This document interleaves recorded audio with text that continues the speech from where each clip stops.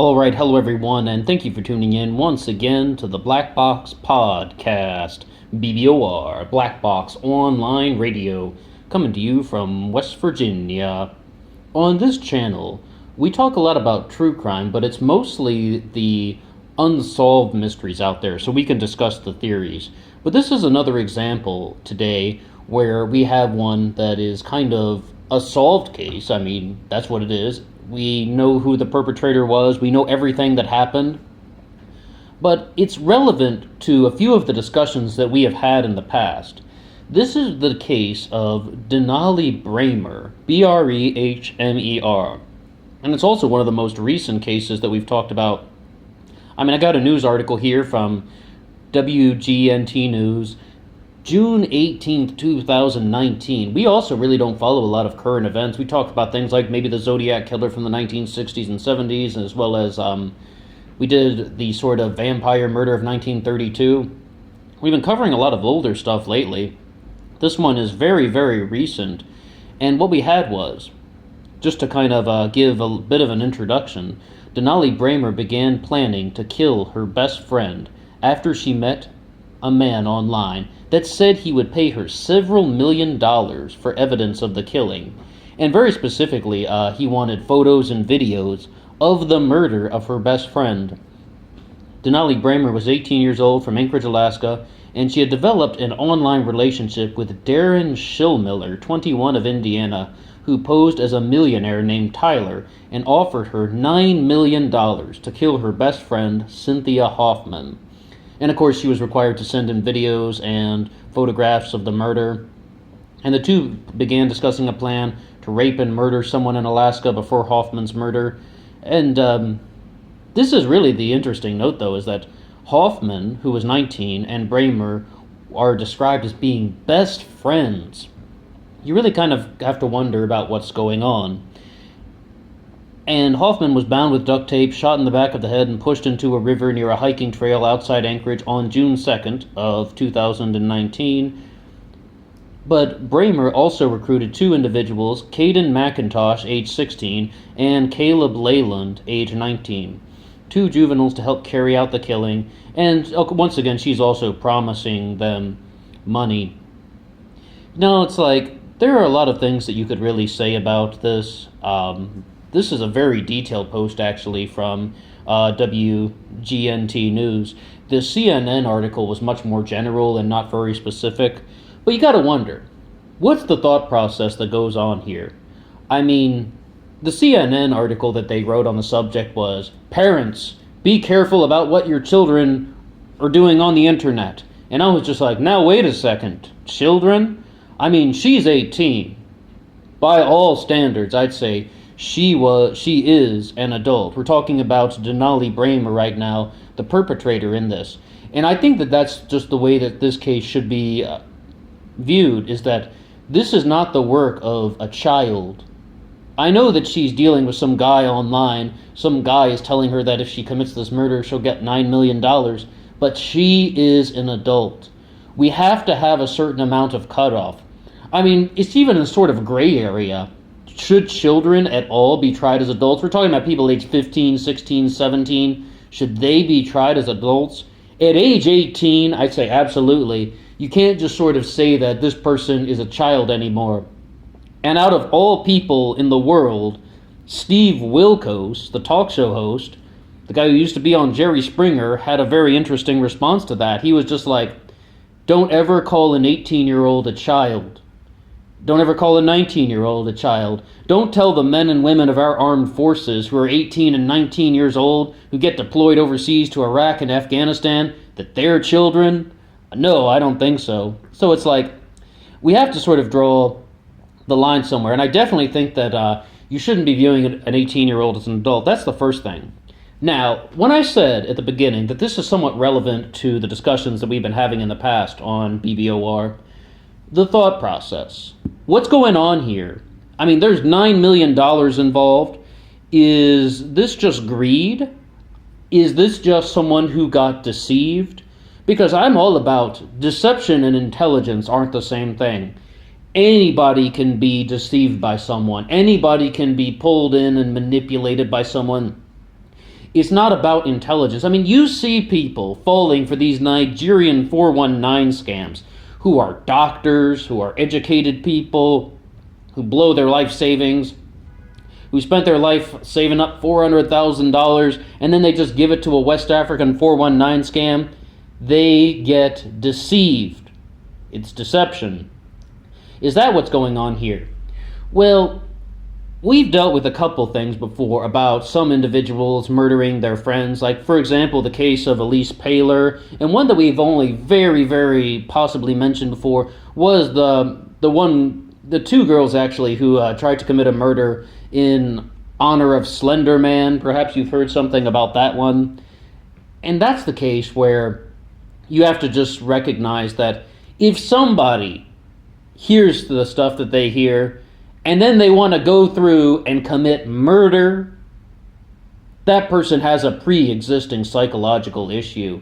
Like the case of Elise Paylor we mentioned is about some guys were trying to blame murdering a girl on lyrics they heard in music, and there was a very interesting response that a psychologist had to that when he's just like, if somebody hears a song or watches a movie or plays a video game and then they actually go out and try and commit a murder or another heinous crime, well, that person has a pre-existing psychological condition. That person already has something wrong going on.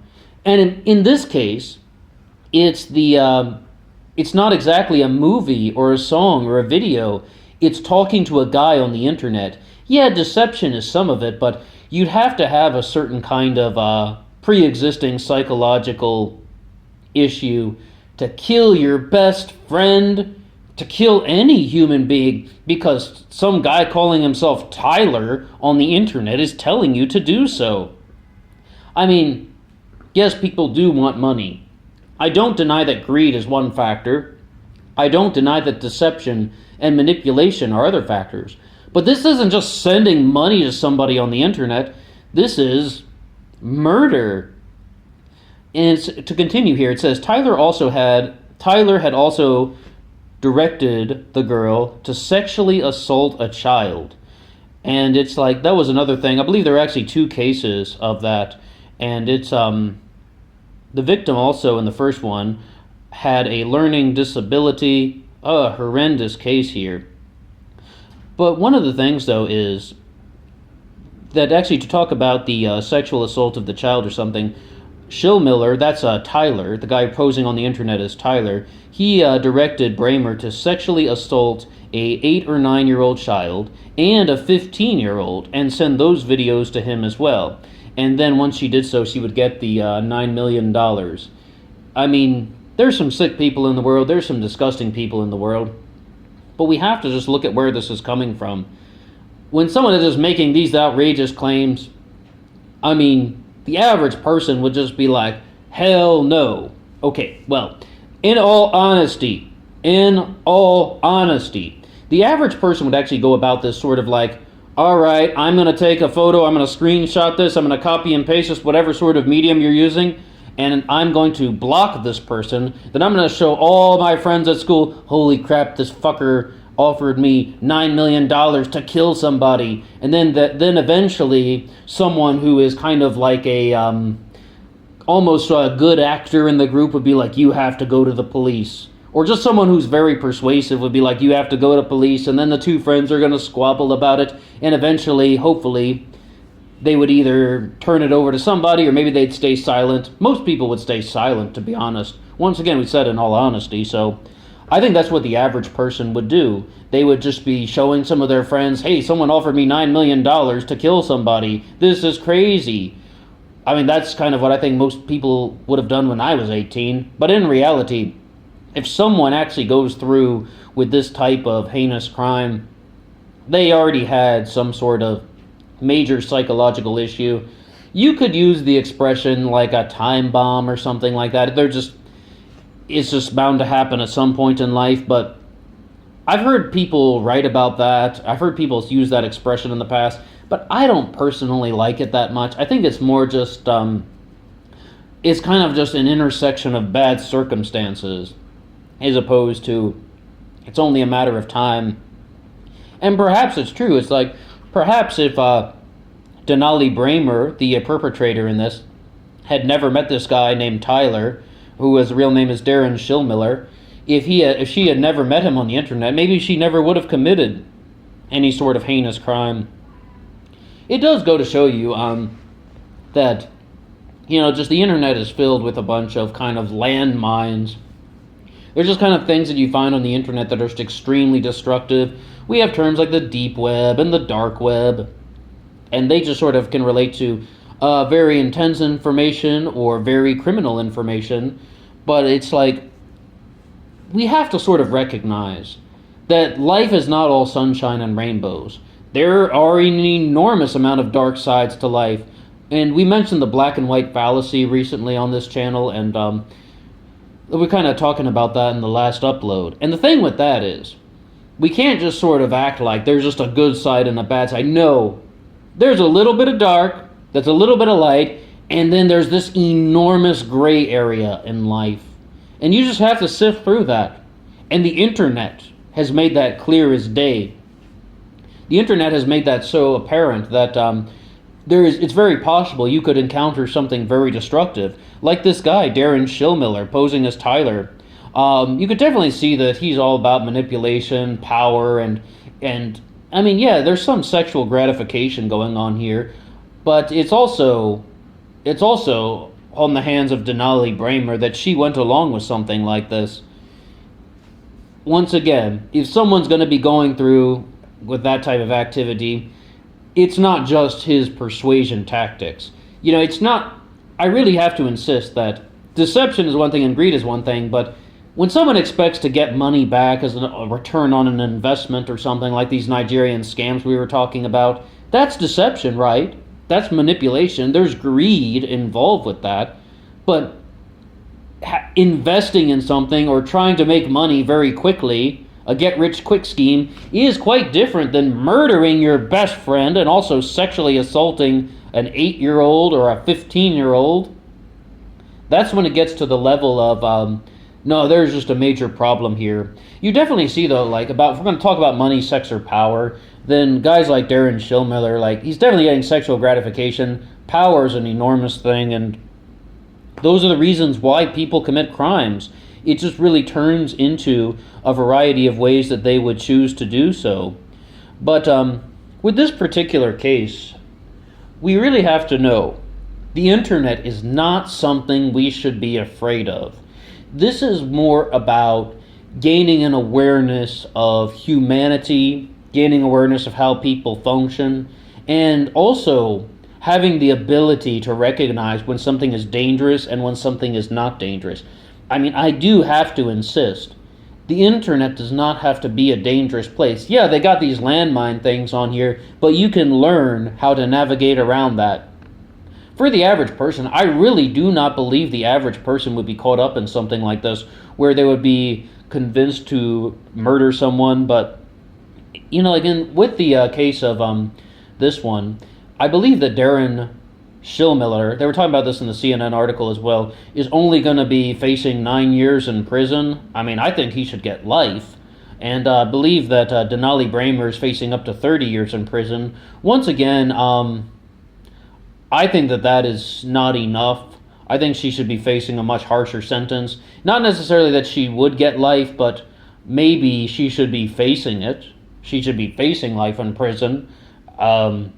Once again, this is a murder that was done for profit and gratification.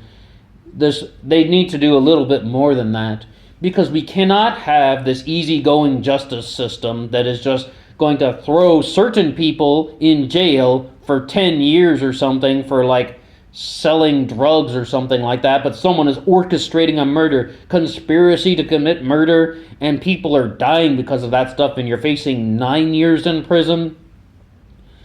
That's not justice. That's just not justice.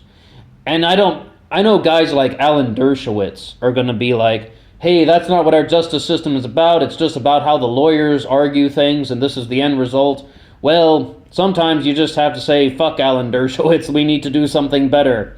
No. I mean, I'm just being a little lighthearted there. But in all seriousness, 9 years for orchestrating a murder like this that was done in this specific way, where it's completely intentional, calculated, and it's done only for gratification. Like, this is the same as someone's disgusting entertainment. Someone is really just crossing the kind of lines of humanity for their own personal feeling, for their own personal gratification. Disgusting. No, he should be facing life in prison. Absolutely. Well, anyway, once again, this is quite a different type of upload, but just a lot of things that we could really say about this particular case, and that's all for now. If you have any comments to share, I would love to hear from you. Please drop a comment below, and until next time.